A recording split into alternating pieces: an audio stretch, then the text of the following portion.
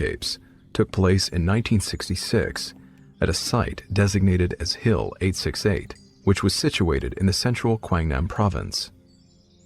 A Marine recon force had occupied a patch of high ground at the location to use as a base of operations, only for one of their patrols to report what they believed to be a large enemy force advancing on their position.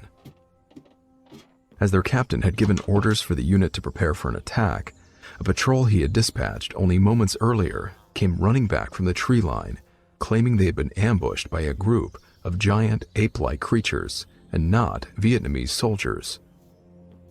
Barely had this information sunk in when a series of large rocks and boulders were suddenly thrown from the jungle, falling just short of the American positions.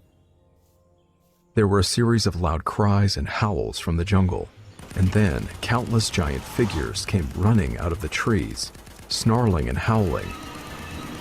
The Marines would later estimate that there were over 100 attackers, and they immediately opened fire with every weapon they had available. Despite countless creatures falling to a wave of heavy machine gun and mortar fire, several reached the American positions, and a savage hand-to-hand fight erupted, with the Marines stabbing and slashing at these humanoids with their bayonets.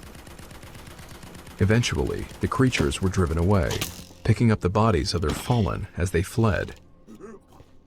None of the Marines had been killed, but several had to be airlifted out of the FOB for urgent medical treatment as a result of the attack.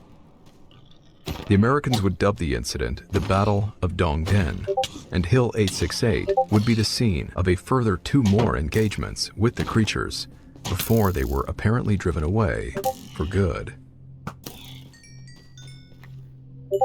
The majority of rock ape encounters were far less spectacular than those rumored to have taken place at Hill 868 and have largely been dismissed as a result of the soldiers involved suffering from anxiety or fatigue.